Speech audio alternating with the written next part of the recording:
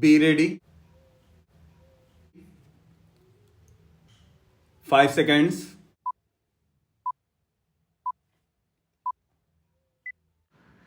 Start. The uniqueness of Indian growth experience is that it takes place entirely within the framework of a democratic polity. This has demonstrative implications for the world at large. The success of India will be a living proof that growth need not come at the cost of human freedoms. At the same time, its intrinsic stability and consensual basis will make themselves fully felt in long term partnerships.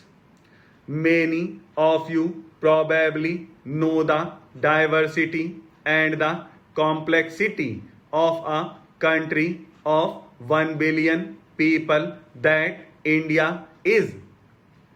All the great religions of the world are represented in our country.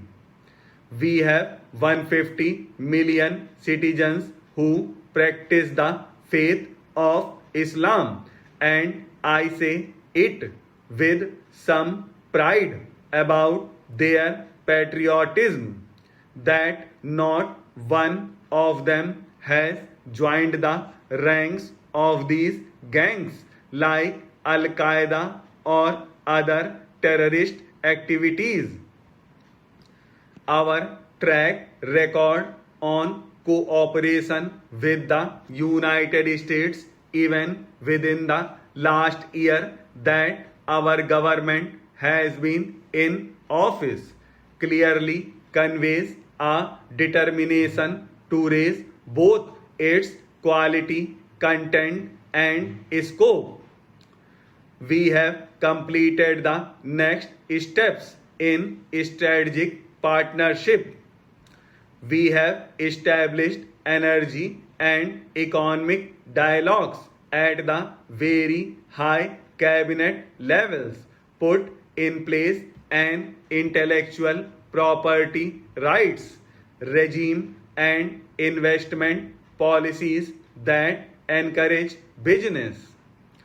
We have addressed the long standing disputes about American direct investments in the famous Dabhol project.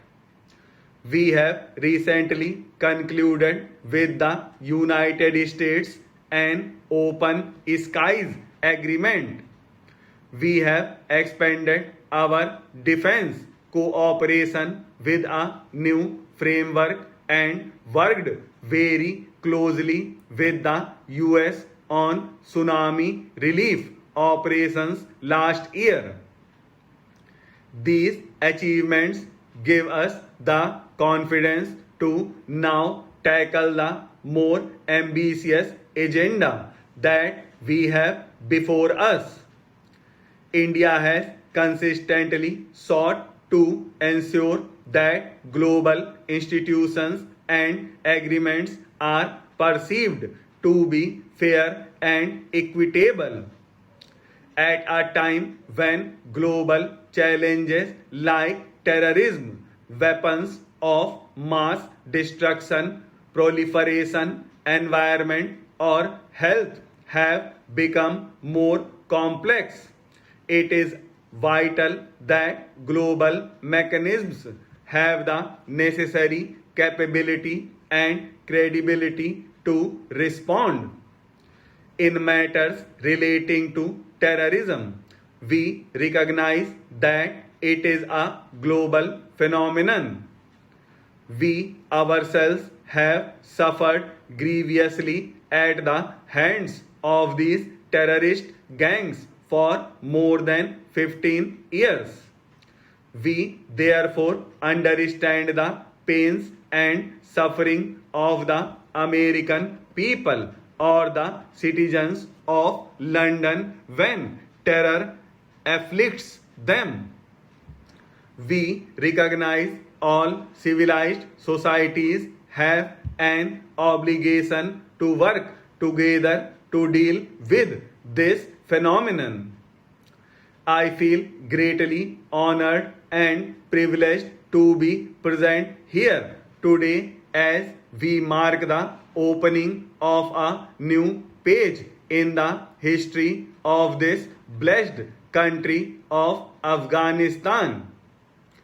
It is an honor that gives me particular satisfaction as a friend of Afghanistan and representative of the Indian people who constitute the world's largest democracy and the oldest in this region.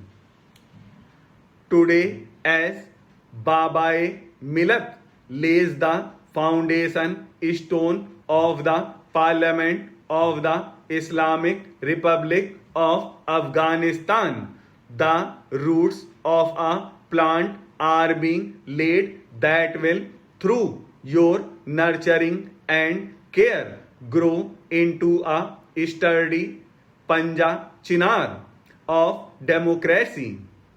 Representation is the very essence of democracy. This edifice, when it is built, will be the very heart of democracy in Afghanistan. We believe that democratic institutions need to be encouraged, nurtured, and promoted.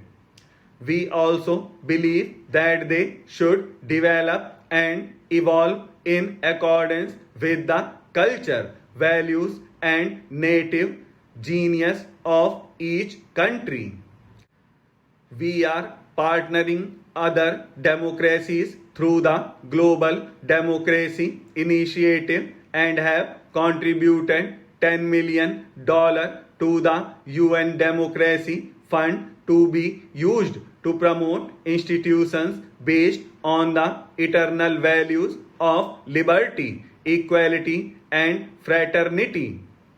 Afghanistan may be a young democracy, but it has always been a plural society with a unique mosaic of different ethnic and linguistic groups.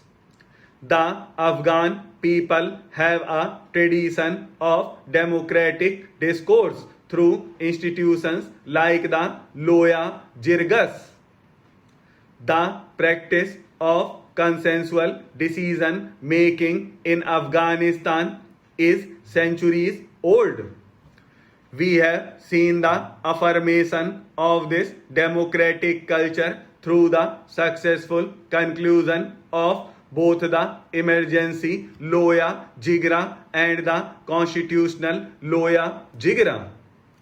We admire and respect the manner in which this exercise was carried out under the gaze of international media and observers, and we salute our Afghan brethren on this remarkable achievement. By a happy coincidence, 26th of January, the Indian Republic Day also marks the day when the Afghan Constitution came into effect in the year 2004.